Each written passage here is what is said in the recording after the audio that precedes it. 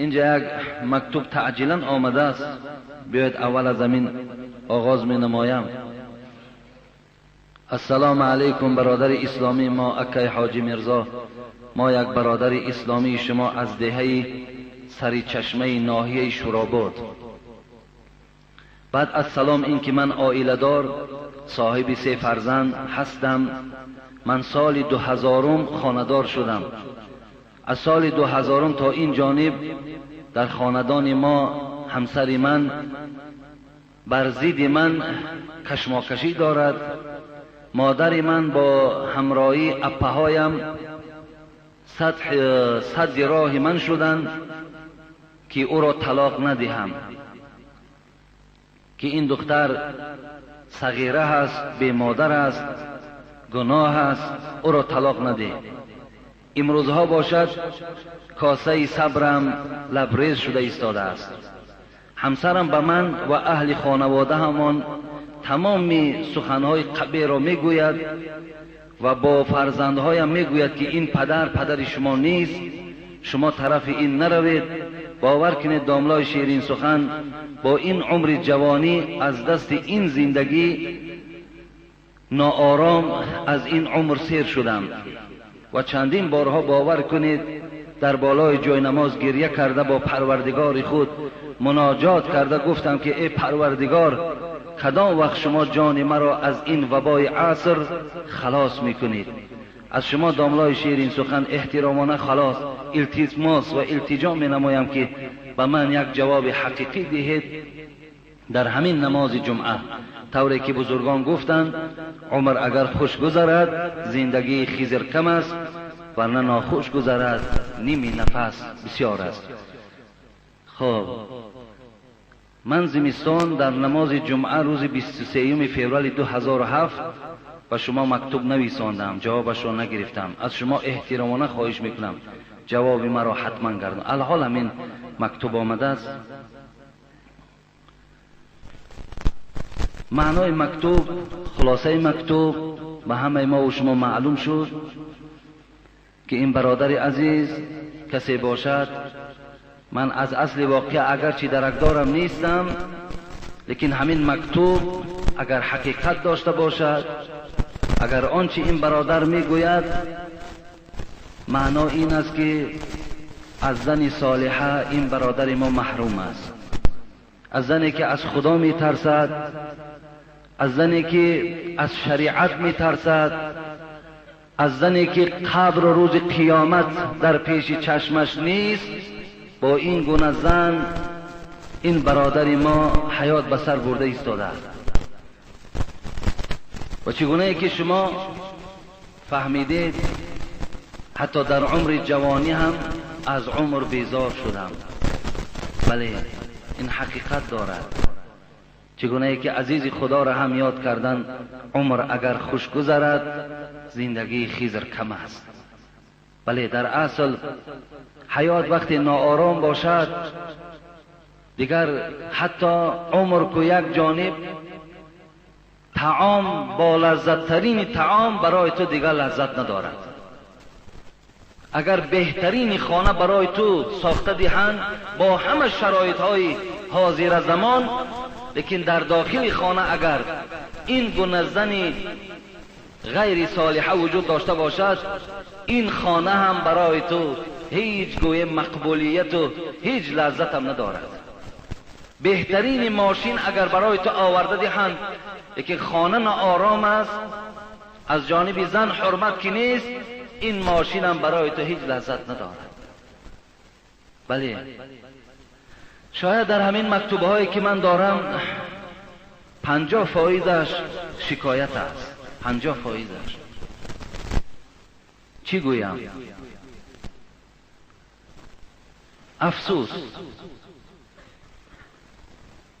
حبیب خدا میگوید لو كنت آمرا احدا ان يسجد لزوجه لامرت المرأة ان تسجد لزوجها تعظیما لحقه. چیکار کنیم؟ معلم ما، معلم بشریت محمد صلی الله علیه و سلم که نزول او رحمت برای عالمیان است، تعلیمات او برای مرد و زن فرض است. در سخنرانی می گفت که اگر انسان سجده کردن جایز می شد، هر آینه امر می کردم، وظیفه‌دار می کردم، سفارش می دادم تا که زنها شوهرهاشون سجده کنند. افسوس که سجده برای آدم درست نیست، افسوس که تعظیم برای آدم درست نیست. تعظیم و سجده فقط حق الله است، فقط حق الله است. و الا اگر به آدم اجازت میشد، این طایفه زنها باید شوهرهاشون سجده میکردند. به خاطر چی؟ به خاطر که خداوند الرجال قوامون علی النساء گفت. به خاطر که مردها مرتبه دارند، شرف دارند، قدر دارند نسبت به زنها. چیکار کنیم؟ معلم بشریت، بهترین معلم سخنرانی در این چنین بیان میکند. حضرت فاطمه مثل همین زنها زن بود و یگان گویم که جسم او یا ساخت او از یگان خاک دیگر نبود، ویم آدم بود. لیکن یک بار در حیات خود با علی روبرو شدن. این حدیث صحیح است. یک بار در حیات خود شاید که حضرت علی را به حرمتی هم نه، بلکه شاید که باور کنه نمیدانم یک میده ترین سهو یا غلط از فاطمه گذشت. ولی امروز جوانای ما میگوید، داملای عزیز میگوید به تلفن، شاهدم برادرها در اینجا، من در میکروفون دایم گپ میزنم، برای گوشهام در من شدگیان. میگن داملا اگر زن دهن شوهر نام گیرد زن طلاق میشود یا نمیشود؟ دهن شوهر. از سوال او چی معلوم میشود؟ این است که اون زن دهان این شوهر دشنام دادگی است. و سوی خدا پناه طلب میکنیم. از فاطمه این گناه گویم که جرم نگذشت،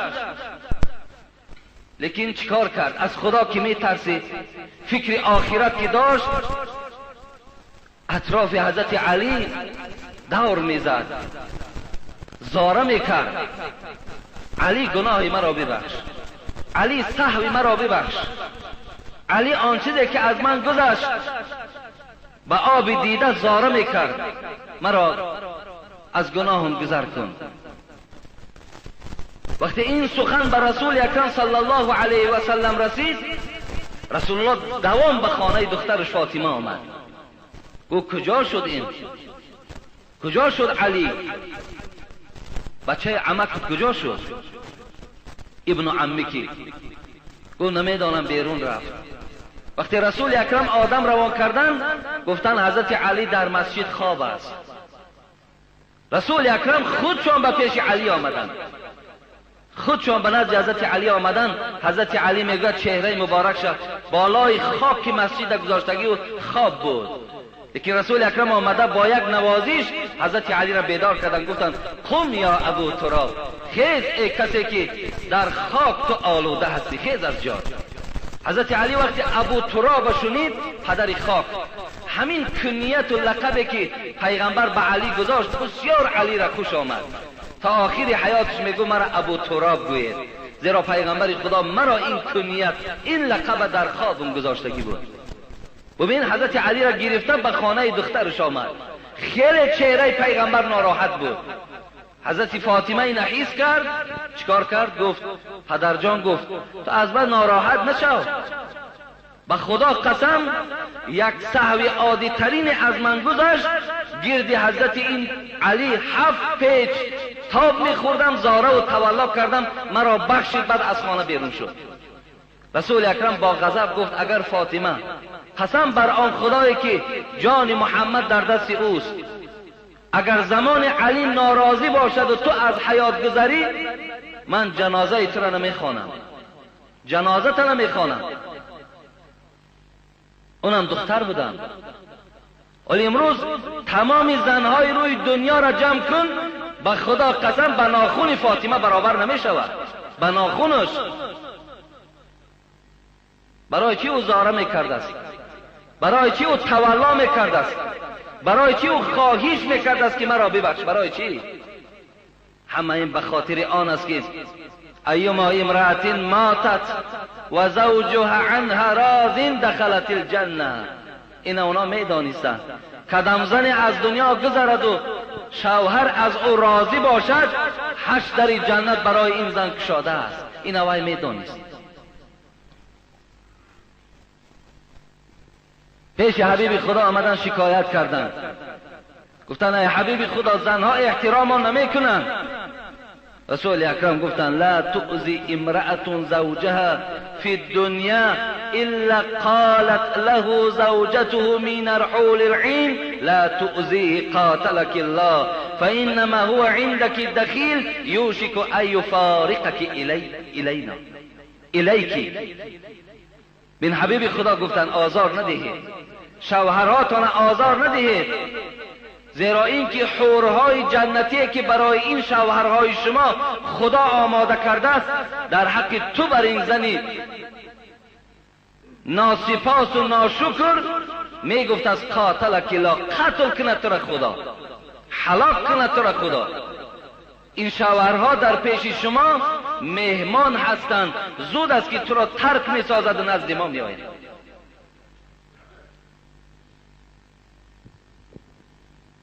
این است آن چیزی که شریعت ما میگوید. به این خاطر این خواهر اگر جنت خواهد، راحت قبر خواهد، دیدار پروردگار خواهد، دیدار رسول اکرم خواهد، تا وفات تا مردن شب باید که احترام شوهر به جا آورد. لیکن ببینید هیچ امکانیت ندارد، روز به روز احوال تو بد می شود، سلامتی تو ناخوب می شود، پدر و مادر بالای تو قهر و غضب دارند، پدر و مادر تو مورد به احترامی قرار دارد. آخی از آسمان نغلطیده است، به نامش 3 طلاق از خانه پیش کردن است. تا امروز ما به کسی توصیه ندادیم که زن طلاق ده، تا امروز تا آز نمی سخنی که الحال برای شما گفتم. فقط احترام کنین، معامله کنین، صلح کنین، کاری کنین که زندگی هاتون خوب شود.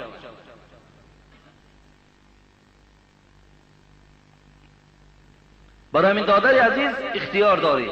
ببین میشیدگی است، با پند و نصیحت می شود. پند و نصیحت کن، معامله کن، زندگی کن. بین که نمی شود، مرحمت. جواب تو ارزنده من نیستی. رو تو زیب شخصی داری که برابر خانه در آمدن به نام 100 دشنام، 100ها شرطه دیگر، انا مرحمت تو آدم خوب میشوی.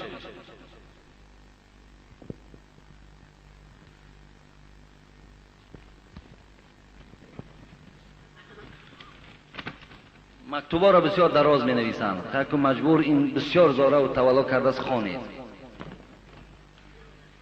السلام علیکم داملا حاجی میرزا. بعد السلامم خواهش از شما دارم که مکتوب دویم باره مرا از دست ندهید و در نماز جمعه خوانده در کسیت ضبط کرده جوابش را به همه معنی هایش گردانید. بابای حاجی میرزا، من جوانی 31 ساله، معلوماتم عالی، صاحب جای کار، خانه و در، صاحب 4-5 فرزند، لیکن زندگیم زندگی تلخ است. راست گپ من به شما چندین بارها روبرو شدم، حتی نشستم میخواستم در اطراف این مسئله با شما صحبت کنم، اما در گرد و اطرافم دوستها شناسهایم بودند. شرم می داشتم که من در بین جمعیت آبروی کلان دارم. بابای حاجی، من 10 سال باز آیله‌دار هستم. در قسمتم یک زن بدبخت سگ بوده است که تا حال مرا عذاب می دهد. با من معامله خوب نمی کند. وقتی که به خانه پدرش می رود از من ناپرسیده با یگان بهانه رنگ قعری می رود. من به خانه آمده رنگ روی فرزندهایم را دیده باز رفته با یگان دلیابی زنم را گرفته می آرم. با نصیحت پدرش و اپهایش کار و رفتار می کند. این بدبختی زنم حس نمی کند که من شوهر دارم. با مادرم و خواهر و دادرهایم رنگ سگ رفتار میکند. گپ گردانده چی گپی که نباشد جواب میدهد، حتی خاطر مرا نمیبیند. من با زنم نصیحت میکنم، چندین مثال های زن و شوهری را میارم و حتی چندین کسیته های امر معروف شما را میمانم، میگویم گوش کن. جواب میدهد که این گپ ها همش دروغ است. این بدبخت را بزاره نشد، بزدن نشد. به من گپ های میگوید که در شریعت این گپ ها تماما درست نیست برای گفتن شوهر، لیکن خاطر فرزندهایم چیکار کنم؟ نمیدانم. در وقت زدنم حقارت کردم، تمام حقارت ها را بر من گردانیده. میگوید که من هم خودم نغز میدانم که این بدبخت زنم دوزخی می باشد. راست گپ من با این زندگیم خودم را شوهر مرد حساب نمی کنم. اما چی علاج؟ بابای حاجی گوید که زندگی ما با این زن درست است یا نه؟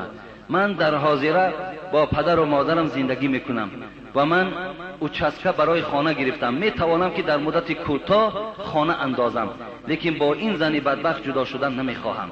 میترسم که مرا بسیار عذاب میدهد. داملا مرا چی مصلحت میدهید؟ با من میگوید که از بحر شوهرم میگذرم و از بحر پدر و مادر اپا و اکم نی. از من دیده اولادهایش را بالاتر میداند. از گپ‌های شما بابای حاجی مثالش میارم، میگوید که اینها همش دروغ هستند. بابای حاجی میرزا به هر یک معنی کلمه های من جواب گردانید و آن نفرانی که این مکتوب مرا در نماز جمعه میشنوند خواهش میکنم که به من دعای کنید که این بدبخت زنم داند که شوهر چیست و چه خیلی بزرگ است. بابای حاجی بعد جواب این مکتوب با کسیت من با شما البته واخوری میکنم. ماه سپتامبر 2007 نویسنده بوده است که چند روز بود خواب بود، دیگر موضوع هامون بودن. برادر عزیز و گرامی، اینم از مکتوب اوله قریب که فرقیت ندارن. اینم شکایت از برای زندگی هست و دادر و برادر و اکه را از شوهر بالا داشتن. من هم میگویم که شما هیچ وقت از پدر و مادر و برادرهاتان نگذرید، لیکن اعظم الناس حقا علی المرأة زوجها، بزرگترین حق در نزد زن این اولین شوهر میستد. شما بزرگی شوهر شناسید، حق شوهر شناسید، شما از پدر و مادرتان نگذرید. لیکن دادر عزیز، من حیران میشوم که این کسیت من برای عائله تو چی تأثیر میبخشد زمانی که گوید همه این دروغ است. وقتی این سخنها را دروغ که گفت، برادر در بین شما علاقه نکاح نیست. حتی خانداری که شما دارین این خودش حرام است. سخنی که من میگویم برای شما تا امروز غیر آیت قرآن و احادیث های رسول اکرم چیزی صدا نداده است. سخن خدا دروغ، سخن پیغمبر دروغ، تو کافر هستی، زن و طلاق است. این تو دیگر زندگی حلال نداری. این زن برای تو علکه بیگانه است. با که نداره دادر عزیز، رزق رسان تو نیستی.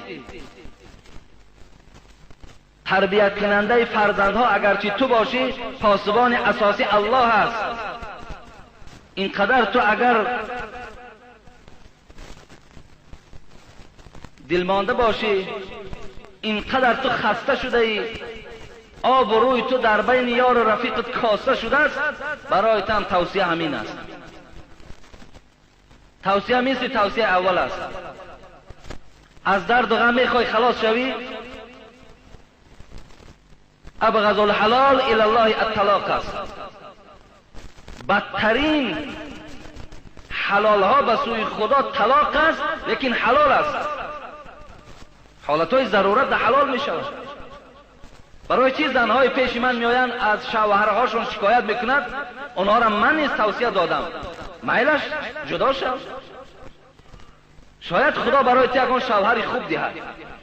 برای همین شوهرهایی که امروز بیچاره ها گویم از پدر و مادرشان هم دعا گرفتن نمیتونند، پدر و مادرشان هم بیچاره در حالتهای پریشانی قرار دارند، از همه این دیده همون را جواب دادن بهتر است.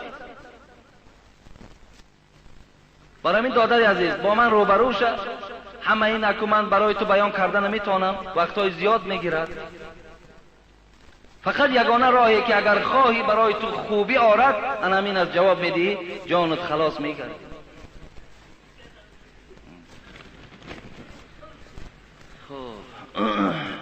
رفیق داملای تاجیکان جهان، داملا میرزا که ما همه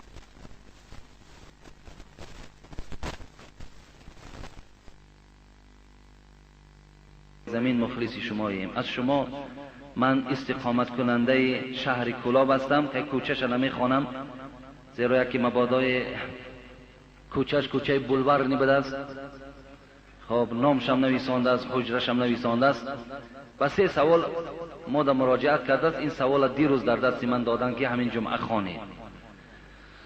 خب سوال یکم، شخص زن دارد و 3 کودک میده، سین و سالش از 4 ساله تا 8 ماهه.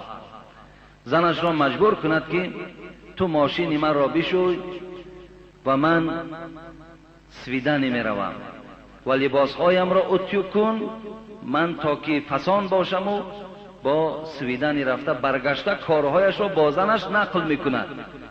این در شریعت درست است یا نه؟ دوم، در بیگاهی عید رمضان بعد شام روزه را ناشکاییده 3 کودک میده را که سین و سالش از 8 ماه تا 4 ساله است از خانه با مادر بیمارش پیش کرده است. این چه حکم دارد در عید رمضان؟ سیوم، آدم نمازخوان میتواند که با زنش روبرو شود و زنش را من پدر و مادر تو را، اولاد تو را فلان میکنم گفته دشنام میکند. این خیل آدم ها در شریعت چی گفتنی هستین از شریعت؟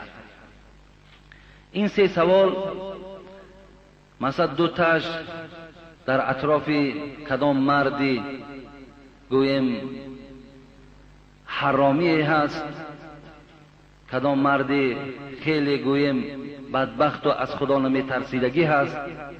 و سوال 3 اینم در حق همون مردهایی که از خدا و پیغمبر نمی ترسن و اولاد اجداد و پدر و مادر زن دشنام می دهند صحبت می رود. اولا دادرای عزیز، پدر و مادر زن دشنام ندهید، اولاد اجداد زن دشنام ندهید. پدر و مادر او اولاد اجداد او اولاد اجداد توست، پدر و مادر او پدر و مادر توست. بسیاری پدر و مادرهای هستند که نمیخواهند که دخترهای اونها این گونه سرکش و این گونه گویم که شوهرها را احترام نکنند. این خیل نیستن، اونا نمیخواهند، لیکن همون فرزند طبیعتش همون است. و این خاطر دشنام دادن شما در اسلام شما را فاسق میگرداند، شما گناهگار میشوین، از این هیچ پاداش نمیگیرین. زیرا رسول اکرم میگوید که زنها بالای شما حق دارند، یک حق شنمین است که ولا تقبح، شما زنها را دشنام ندهید، زنها را مورد تحقیر حتی مورد زدن قرار ندهید. این سفارش از جانب خدا و پیغمبر است. لیکن وقتی که شوهری که خودش را شاید که اکنون به غیرت گیرد، جسور گیرد و به طرف زن ماشینی من از زیبا کن، لباسهای من از زیبا کن تا که من از پی مثال زنا کردن می روم و بعدا آمده عملهاش باز در نزد این زن حکایه می کند. آیا حکایه کردن این زن در اسلام چی معنی دارد؟ برادرای عزیز و گرامی، من اولا در همین خواهر عزیزم حیرت میمانم. وقتی که تو نظر به زنهای کوچه، نظر به زنهایی که جامعه را فساد میکنند، جوانهای ما را امروز از راه نیک، راه خوب و راه درست برآوردند، وقتی از زن کوچه دیده تو در پیش این شوهر بی‌قدرتر هستی، تو احترام نداری، با تو آنگونه که با زن بیگانه صحبت دارد با تو صحبت ندارد، آنگونه گلدسته و دوخی هایی که به زنهای کوچگر هدیه میکند تو بار در حیاتت ندیدی، تو چی ضرورت داری با این خیل مرد حرام زندگی میکنی؟ تو چی ضرورت داری؟ زیناکار باید زن زیناکار گیرد، و برای آدم حرام زن حرام در کار است. تو چی ضرورت داری؟ و تو میبینی قدر نداری، قیمت نداری.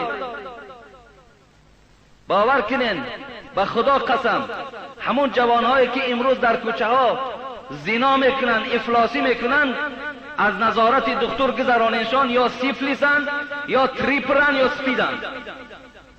در کوچه زنی آواز نیست. در یکی از این بیماری ها همین جوان ها گرفتار هستند. اگر زنی بیمارم که نباشد، خدا در قرآن ولا تقربوا الزنا انه کان فاحشة و ساء سبیلا، پروردگار از بالای 7 طبقه آسمان خدا به بندش مهربان است، خدا بندش دوست می‌دارد. چیزی که به ضرر بنده است، به خطر بنده است، خدا از بالا ما را خبر داد. به زنا نزدیک نشو، نزدیک به زنا نشو. ولا تقربوا الزنا، بین خدا ولا تزنوا نگفت، زنا نکن نگفت، بلکه به زنا نزدیک نشو، زیرا این بدراهی است، خطر دارد. اگر من باوری دارم انا همین جوان حرامه، اگر یک طبیب گوید که تو زنا نکن که در روده تو یا در معده تو یا در یگان جسم تو ضرر میرسد، سخن طبیب قبول میکند و سخن خدا را پشت سر میپرتاید. حالا که از طبیب دیده، از دکتر دیده، خدا برای تو داناتر و خدا برای تو مهربانتر است. الله حکمت اینه میداند. خداوند به حکمت هیچ چیز را حرام نگردانیده است. خدا رحمت کند حسین واعظ کاشفی را در تفسیر حسینی میگفت که تو را رحمان همه گوید که ای مومن مخور باده. بین خدا از بالای 7 طبقه آسمان میگفت این الخمر والمیسر اینا رجس من عمل شیطان، عرق نخور، قماربازی نکن، بت پرستی نکن، پیش فالبین نرو، اینا پلیدن، عملهای شیطانن. میگوید سخن این را چکار میکنی تو را رحمان همه گوید که ای مومن مخور باده. خدا میگوید عرق ننوش. تو را ترسا همه گوید که در صفرا مخور حلوا. ببین مقایسه را ببینیم. میگوید وقتی که نزد طبیب رفتی، طبیب برای تو گفت که الحال محترم معاینه کردیم، تو کسل قند بوده ای یا کسل معده بوده ای یا کسل جگر بوده ای، زنهار یکی عرق ننوشی. در همون ریسپتش، در همون گویم که کاغذی که برای طبابتی تو میدهد همون جمعه نویسد که مبادا به عرق نزدیک نشو که جگر درد میکند، روده ها تا زلال میتد، معده تا میسوزاند و دیگر. حضرت حسین واعظ کاشفی چی گفت؟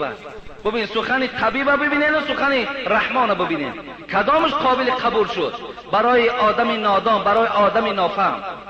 نمیمانی زنادانی برای گفته رحمان، بمانی شهد و شکر را برای گفته ترسا. ای آدم بی عقل، ای انسان بی فراست، ای آدمی که تو تفکر نداری، تو معنویات نداری، تو فرهنگ نداری. حسین واعظ کاشفی میگوید خدا تو را الکی از خطر این خبر داد نیستادی؟ لیکن امروز یک انسان تو را میگوید که در وجود تو زلال دارد، سخن یک انسان قبول کردی. لیکن الله از بالای 7 آسمان میگوید به زنا نزدیک نشو، زنا خطر دارد، زنا بے برکتی دارد، شرمندگی دارد، بے آبروگی دارد. سخن رحمان قبول نمی سازی. از سخن رحمان چی ضرر دیدی؟ آمده با زنا را در نزد زن خود صفت میکند، نقل میکند. رسول اکرم صلی الله علیه و سلم حدیث مسلم از قسم به خدا، این من اشر الناس منزلتا عند الله. ببینید بدترین مردم در پیشگاه خدا، پیغمبر خدا گفتن کی است؟ آن کسی که شب با زن خود خانه‌داری میکند، با زن حلالی نکاحی خود خانه‌داری میکند، زن با او هم خانه‌داری میکند، سحری که شد همون خانه‌داریش در بین مردم نقل کند، بدترین مردم در پیشگاه خدا هست. ببین زندگی حلال خودت، خانه‌داری که از روی طبق شریعت برای تو حلال درست بود و یا حکایت کردن این که گناه باشد، تو این زنا را از روی لذت و از روی گویم شوق و از روی این قدر بدبختی از وقت صفت میکنی، از خدا نمیترسی؟ از خدا نمیترسی؟ خدا در قرآن سأصله سقر و ما ادراک ما سقر لا تبقی ولا تذر، خدا میگوید برای بندگان من اعلان کن که آن دوزخی که اونها در گوش دارند دوزخی است که لا تبقی ولا تذر، تو را نمیگذارد، گوشت و پوست و رگها تا دوزخ میخورد نگه، رهات نمیکند تا زمانی که هلاکت نکند. پسترین عذاب دوزخ حبیب خدا گفتن چی است؟ فی اخمس قدمیه جمرتان یغلی منهما دماغه، پسترین عذاب دوزخ همین بود است که در پشتک پاک پروردگار دو لخچه علاوه می گذاشته است، آنچنان حرارت داشته است که یغلی منهما دماغه، از بینی ها زرداب سر می کند. این پسترین سبکترین عذاب دوزخ است. از خدا ترسید برادر عزیز، توبه به سوی خدا کن، توبه به سوی پروردگار بکن. زندگیت را با این زن زندگی خوب گردان. و الی خواهر عزیز، اگر این انسان از این راه بد نگردد، در دست این بودن تو در همچنان است که تو غریب هستی، تو غریبی، تو زود از دست این آدم ناپاک خلاص شو. این آدم ناپاک ارزنده تو برای خواهر نداره.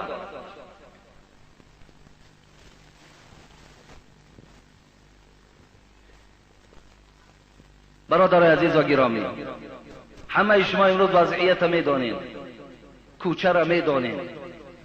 امروز زنا بسیار انجام دادنش آسان شده است، به حد آسان شده است. و 5 سامان هم شما زنا میکنید، لازم شود 1 سامان هم شود. لیکن احتیاط کنید، احتیاط کنید، با زنا نزدیک نشوید،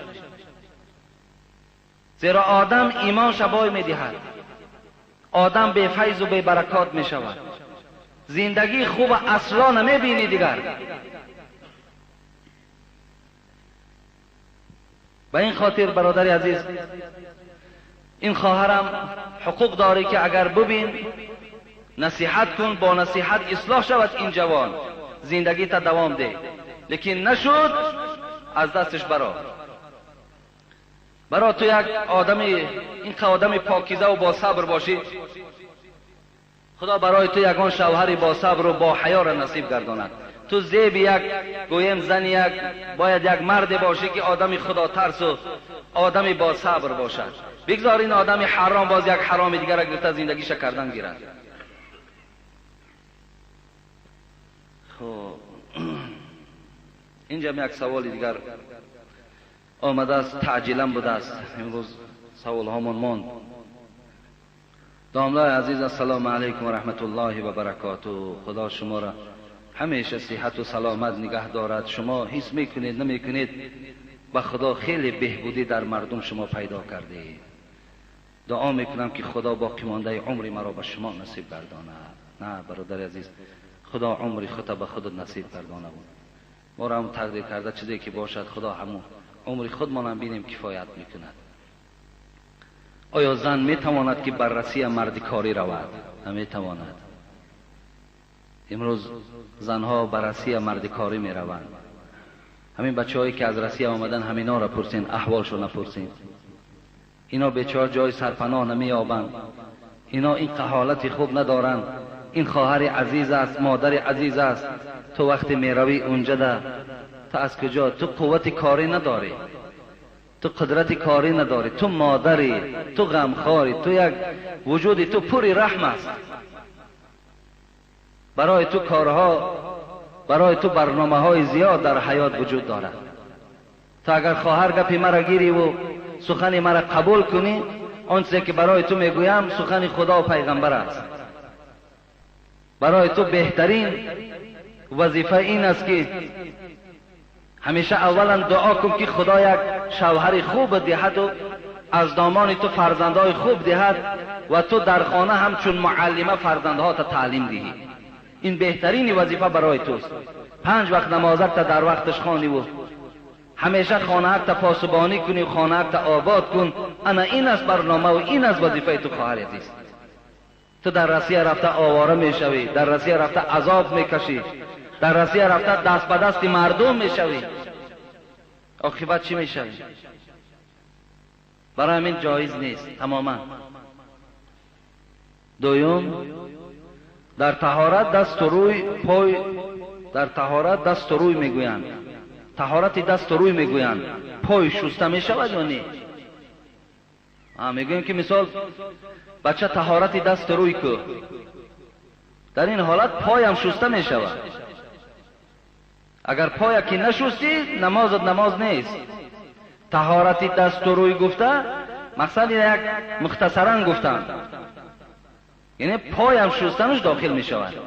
مقصد یک که باد شما می براید یا در خواب میزنین بیدار می شوین، این حالت ها در مثال استنجا شرط نیست، طهارت دست و رو شرط است، پای ها تو نمی شوین.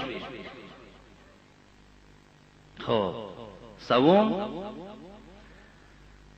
یک نفر که سین و سالش هم به جای رسیده است میگوید که همه بلندشوی نرخ و نارسایی و کمبغلی مردم از حساب مسجدهای بسیار ملاها هست.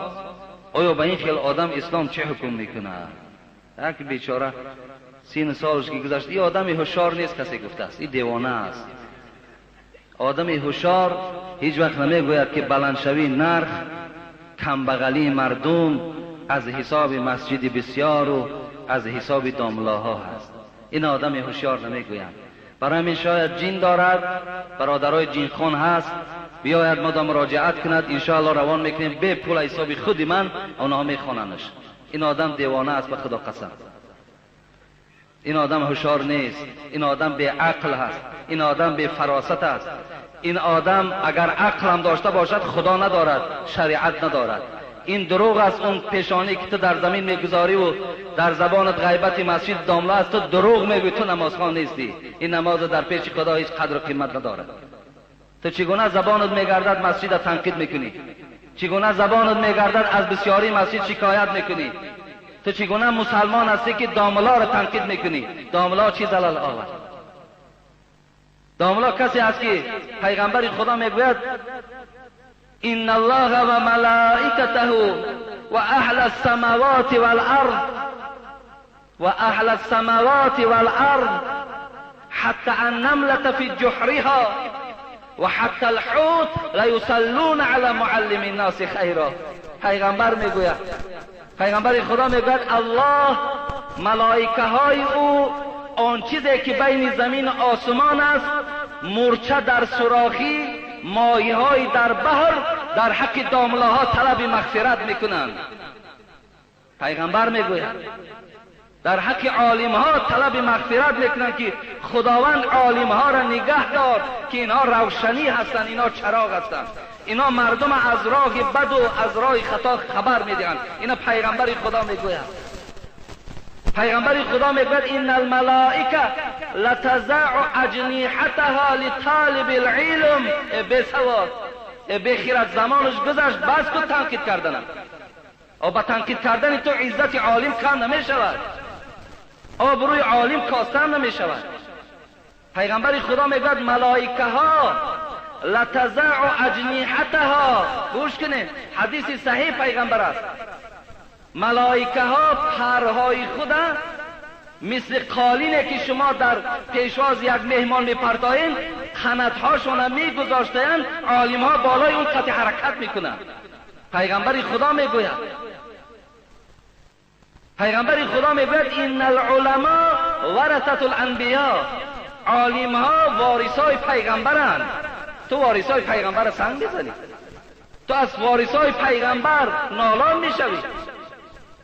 این برکت یعنی همون عالم ها هست که باز کمی برکت در بین ما و شماست.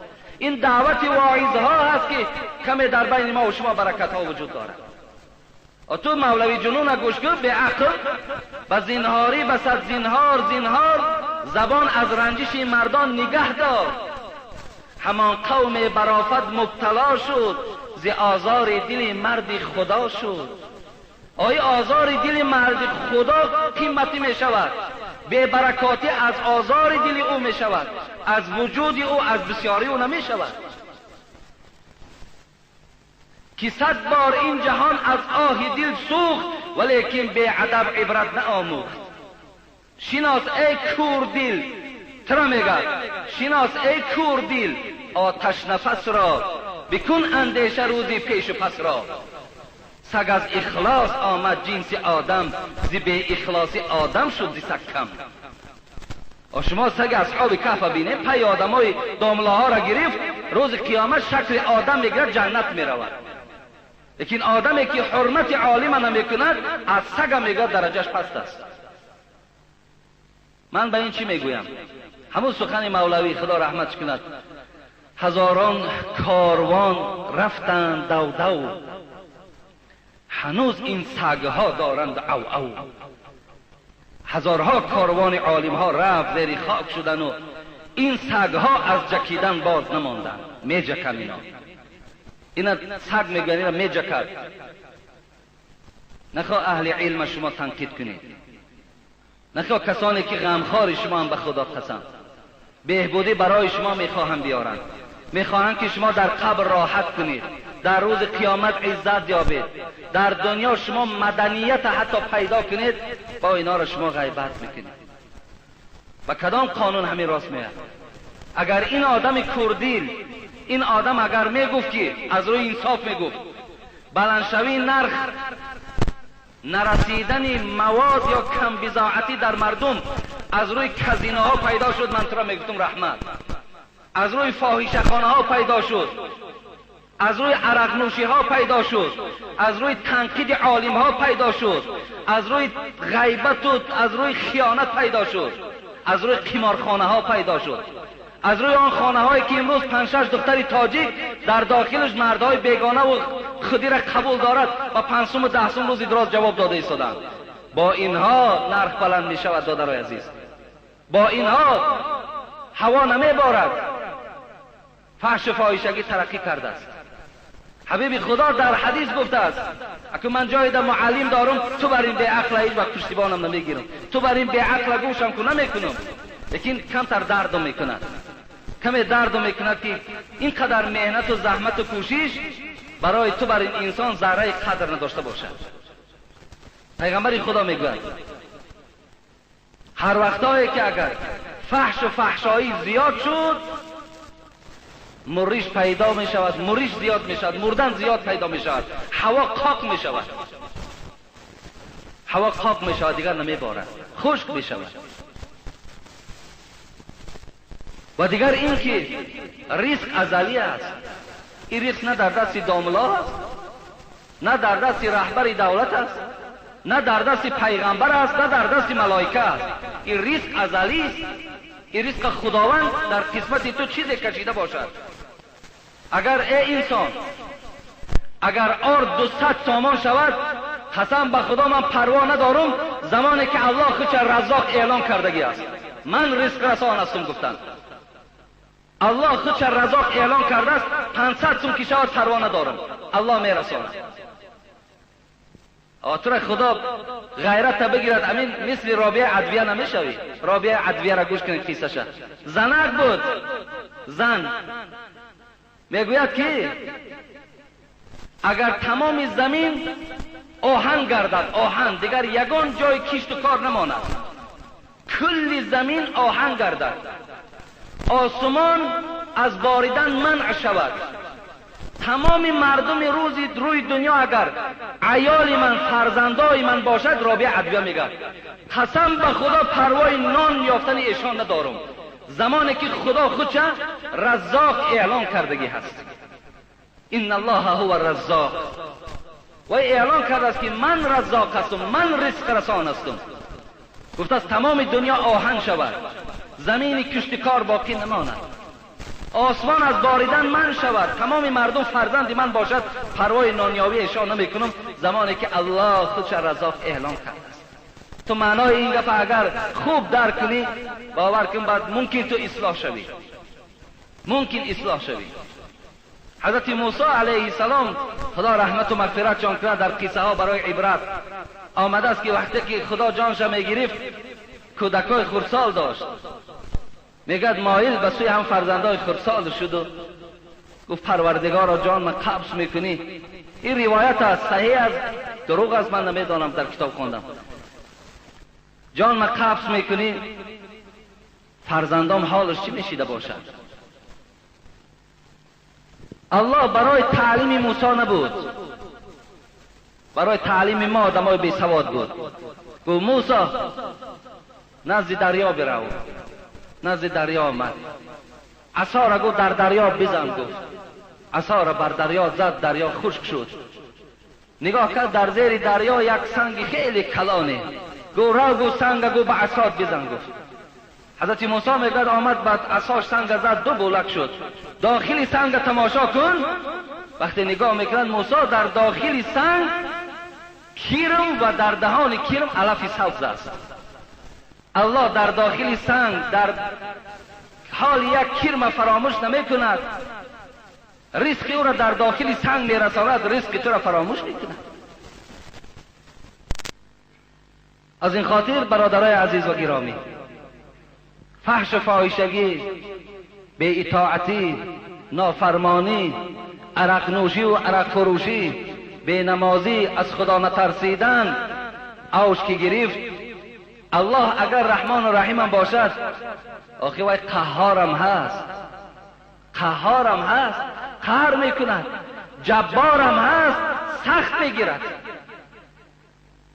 حضرت مولوی میگوید به هر بنده وعید حق نظیر است که ایزی دیرگیر و سختگیر است. دیر میگیرد و سخت میگیرد. ما اصلاح شویم، ما همیشه با دعا باشیم، ما به سوی خدا رجوع کنیم. رسول اکرم صلی الله علیه و سلم میگوید یک سبب کمبغل شدن مردم و بلند شدن نرخ و نوا به چی وابستگی دارد؟ به نبودن موعظه. امر معروف ترک می شود.